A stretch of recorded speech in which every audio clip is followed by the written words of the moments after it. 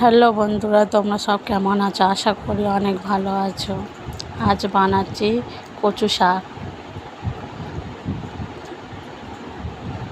কচু শাকটা আগে থেকে সিদ্ধ করে রেখেছিলাম। তাই সিদ্ধ করার সময় তোমাদেরকে ভিডিওটা দেখাতে পারলাম না। তারপর সিদ্ধ করা হয়ে গেছিলো। তারপরে কড়ার মধ্যে তেল, কালো জিরে, কাঁচা লঙ্কা, শুকনো লঙ্কা, তেজপাতা, রসুন কুচি দিয়ে হালকা একটু ভাজা করে নিয়েছি। তারপরে এই ছোলাটা দিয়ে দিলাম। ছোলাটা হালকা হালকা ভাজা হয়ে গেছে।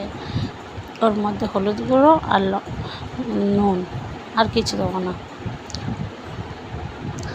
দিয়ে একটু নাড়াচাড়া করে নেবো। আর তোমাদের বাড়িতে যদি নারকেল থাকে তাহলে দেবে, আর না থাকে তো দিতে হবে না, কারণ নারকেলটা দিলে একটু বেশি ভালো লাগে খেতে।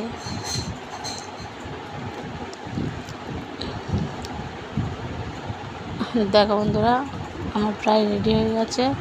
আর ওই সিদ্ধ করা কচু শাকটা ছিল, সেটার মধ্যে দিয়ে ভালো করে নাড়াচাড়া করে শুকনো করে নিতে হবে।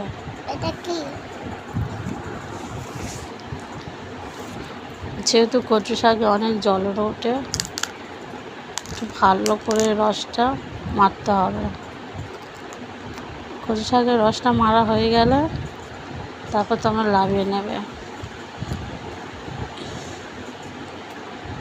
দেখো বন্ধুরা, আমার কিন্তু কচু শাক রেডি।